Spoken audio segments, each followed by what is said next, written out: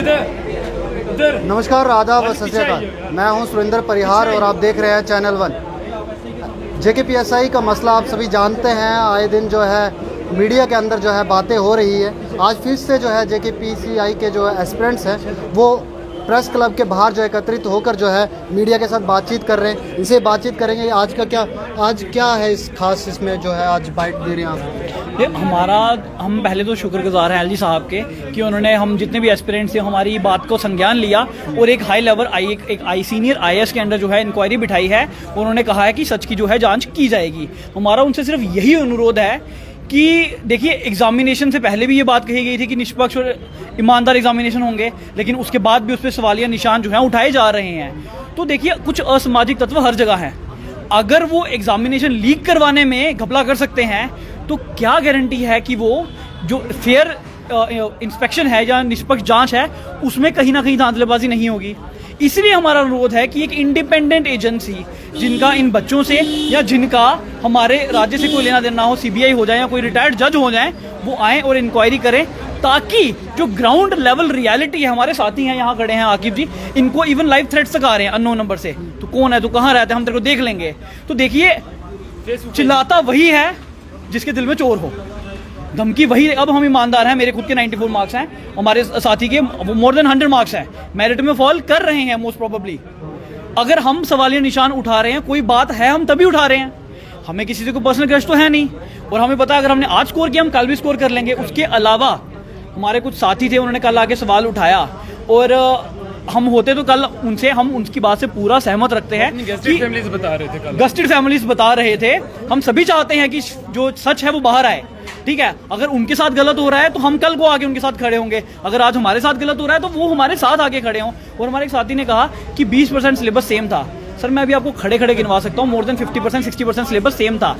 Computers common था, maths और stats, ये 2 टॉपिक कॉमन थी, ये 3 टॉपिक हो गए। चौथा आ गया रीजनिंग एबिलिटी, 5वां आ गया कंप्यूटर्स, 6वां आ गया एनवायरमेंट एंड इकोलॉजी और 7वां आ गया English. Sir, 7 topics, more than 60 to 70% syllabus तो कॉमन हो गया।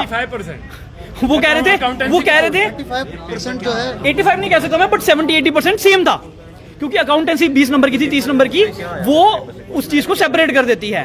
तो जो बच्चा कह रहा है कि 20% सिलेबस कॉमन था और अभी मैं आपको 70% सिलेबस कॉमन बता रहा हूं, मतलब उस बच्चे ने एग्जाम सिलेबस खोल के नहीं पेपर दिया और वो कह रहा था उसके 110 नंबर है।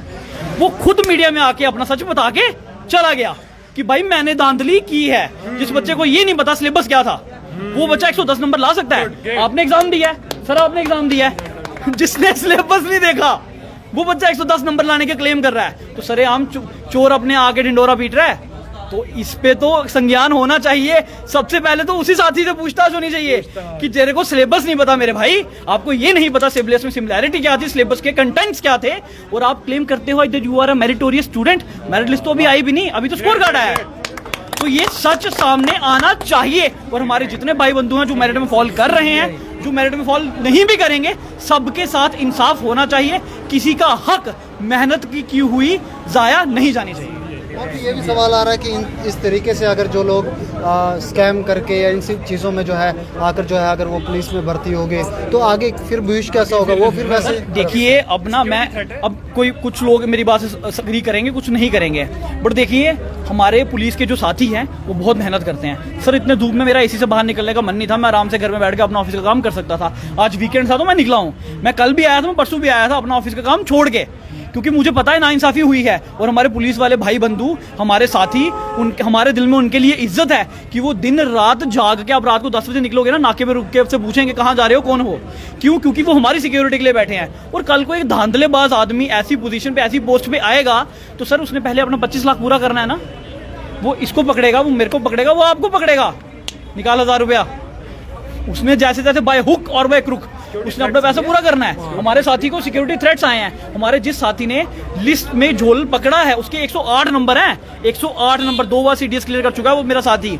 उसके घर आगे लड़कों ने उसको धमकियां दी हैं कि तेरे को क्या दिक्कत है, तू क्यों बोल रहा है, तेरे को मार देंगे, तेरे को हम देख लेंगे। एक लड़के ने ओपनली उसे कहा है, ये लड़के की बात है, मेरा साथी वो आ नहीं सकता क्योंकि उसका एक और एग्जाम है 20 तारीख को, वो उसकी तैयारी कर रहा है। वो 108 नंबर है, उसकी 1000 समथिंग रैंक है साथी की। उसके घर में आकर उसके लड़के ने कहा है कि मैं तो ऐसा ही लग जाऊंगा, मैं तेरे साथ पूरी उम्र जिद रखूंगा, तू देख लेना बेटा। जो इंसान ओपनली आके उसको ये बोल रहा है, कहीं ना कहीं धांधलेबाजी है, तभी तो बोल रहा है। तो ये सच सामने आना चाहिए ताकि आपके मेरे साथ कल को नाइंसाफ़ी ना हो, कोई एक ऐसा इंसान एक कॉन्स्टिट्यूशनल पोस्ट पे किसी ऐसी पावरफुल पोस्ट पे ना हो कि वो उसका मिसयूज करे और आम जनता को परेशान करे। ये सिर्फ हमारे साथ धोखाधड़ी नहीं है, ये आने वाले 20 साल 30 साल तक जब तक वो पावरफुल पोजीशन पे रहेगा वो तब तक जनता को तंग करेगा। देख सकते हैं आपकी सरकार जो है दावा करते थे कि जो है करप्शन जो नहीं होगा, लेकिन आए हैं। आप बताएं किस तरीके से जो है अभी देखते हैं। मैं ये कहना चाहता हूँ कि सीबीआई इंक्वायरी हो। सीबीआई इंक्वायरी पे इन बच्चों को यकीन है और जहाँ पे इनको यकीन है वही इंक्वायरी होनी चाहिए। और सबसे बड़ी बात, इसमें किसी को दिक्कत नहीं है, जो पढ़ने वाला उसको भी कोई दिक्कत नहीं है सीबीआई इंक्वायरी में, ना ही इनको दिक्कत है। और ये भी इंक्वायरी होनी चाहिए, इस बच्चे को धमकियाँ आ रही हैं, अनआइडेंटिफाइड अकाउंट से धमकियाँ आ रही हैं, मतलब कि जम्मू कश्मीर क्या गुंडों का शहर बन चुका है। अब नौकरी भी लेंगे और दाड़े भी मारेंगे, धमकी भी देंगे, मारने की धमकी भी देंगे। ऐसे लोगों को सरकार या जो भी अब हमारा तंत्र चल रहा है इनको भर्ती करेगा। और कहाँ से है जो 25 लाख देगा, अगर वो चेक जब होता है वो 25 लाख पूरा नहीं करेगा क्या?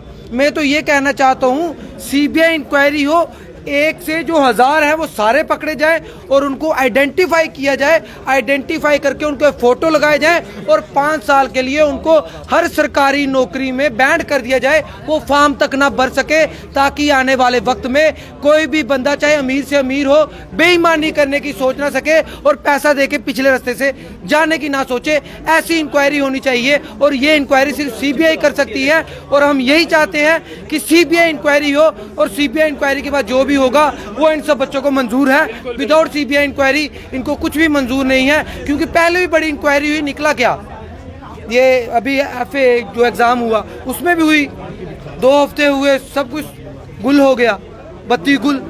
लेकिन अब इन्होंने मेहनतें की हैं, अब ये रुकने वाले नहीं हैं। ये मत सोचिएगा आज आएंगे, कल आएंगे, परसों आएंगे, ये तब तक आएंगे जब तक पूरी की पूरी इंक्वायरी क्लियर तरीके से नहीं होती। और उन बंदों को आपको बाहर करना पड़ेगा, सारी जनता को बताना पड़ेगा कि ये वो लोग थे जो पैसों के जरिए या किसी भी तरीके से अंदर घुसने की कोशिश कर रहे थे। सीबीआई को देने में क्या हर्ज है? और सीबीआई को देने में हर्ज क्या है? जब मैं साफ सुथरा हूँ तो मुझे हर्ज क्या है सीबीआई के पास जाने में? जब मैं लायक हूँ, मैं काबिल हूँ, तो इंक्वायरी करने में हर्ज क्या है? इसलिए बच्चों की, और सबसे बड़ा प्रूफ चाहिए आपको, प्रूफ चाहिए। ये तो बोल रहे, मैं बताता हूँ, मेरे बड़े भाई साहब जिनसे मुझे बहुत प्रेम है, श्री रविंदर रैना जी, उन्होंने तो कल बता दिया ना कि हमको तो पहले पता था, मेरे एमएलसी ने मुझे बताया, हमने ट्रैप करने की कोशिश की, एसीबी को कहा, सीबीआई को कहा, नहीं हुआ। पहले तो वो उनकी बात नहीं सुनते, अब इतना बच्चा हमारी बात तो सुन लो, इनकी बात सुनो। सीबीआई इंक्वायरी चाहिए, ये रविंदर रैना जी से भी सवाल पूछेगा और जरूर वो आपको जरूर साथ देंगे और सीबीआई इंक्वायरी के लिए भी साथ देंगे। उनके साथ भी इंटरव्यू करिए, मुझे लगता है यहाँ तक वो भी सीबीआई इंक्वायरी की मांग करेंगे। हम यही कहना चाहते हैं रविंदर रैना जी, आप भी सीबीआई इंक्वायरी की मांग करिए, हम भी सीबीआई इंक्वायरी की मांग करते हैं, यही हम चाहते हैं। मैं एक चीज़ ऐड करना चाहूँगा सर, देखो जो आज ये मैटर पहुंचे सिर्फ 2 जो पर्सन है उनकी वजह से यहाँ है, हमारे लेफ्टिनेंट गवर्नर जिन्होंने दिल से साथ दी और हमारे अपकमिंग जो चीफ मिनिस्टर आने वाले हमारे रविंदर रैना साहब की वजह से। अगर ये सारे मानते पक्का की बिल्कुल इंशाल्लाह सर, ना वाली बात ही नहीं, ये आएंगे क्योंकि देखो ना युवा ही जिताते हैं आने वाले चीज जो हमारे होते हैं सर अपकमिंग सीएम, हम पहचानते हैं कि कौन है हमारे साथ। देखेंगे तो लड्डू लेकर जरूर आपके बिल्कुल सर, मैं लड्डू मैं पर्सनल बोल रहा हूँ कि आएंगे वो, और उनको सर हमारे जो सीबीआई इंक्वायरी बस ये चाहते हैं कि वो हमारा हेल्प करें हमारी। अगर वो सीबीआई इंक्वायरी की बात करेंगे, जितना प्यार मुझे है रविंदर रैना जी से, इतना शायद किसी को नहीं है। मैं लड्डू का डब्बा आपके साथ लेके चलूंगा उनके पास, मैं चलूंगा और ये सारे स्टूडेंट चलेंगे। सीबीआई इंक्वायरी होनी चाहिए, आप सभी राजी हो? सर जो अभी मैंने बोला अपकमिंग सीएम रविंद्र रैना साहब, इंशाल्लाह आप देख लेना सर, वन डे वो मतलब सीएम हमारे बनेंगे। मैं बेसिकली मैं पुंछ से बिलोंग करता हूँ और मैं गुजर कम्युनिटी से, वो हमारे सर के ताज हैं सर, आप देख लेना। आज मैं यहाँ पे, आज डेट भी याद रख लेना, अगर ना आए अब जो कुछ मर्जी बोलना। देख सकते हैं कि जो है यहाँ पर जो उन्होंने टिप्पणी की है एक, और जो है कहा है कि अपकमिंग जो है सीएम जो है रविंदर रैना जी हैं, और साथ में उन्होंने ये कहा है कि वो जो है सीबीआई इंक्वायरी की मांग करें। और इन बच्चों का जो एस्पिरेंट्स का जो कहना है, जेकेपीएसआई के एस्पिरेंट जो है वो कंटिन्यू यही डिमांड कर रहे हैं कि सीबीआई इंक्वायरी होनी चाहिए। मनोज सिन्हा सर ने जो इंक्वायरी बिठाई है उस पर कहीं ना कहीं इनको संदेह, और इनका कहना यह है कि सीबीआई इंक्वायरी होनी चाहिए, वही फेयर तरीके से जो है हमारे को इंसाफ दे सकती है, वही जो है हमें जस्टिस दे सकती है। डीजे सुरेंद्र परिहार को इजाज़त, कैमरामैन रघु के साथ, चैनल 1 के लिए। जय हिंद, इनकलाब जिंदाबाद।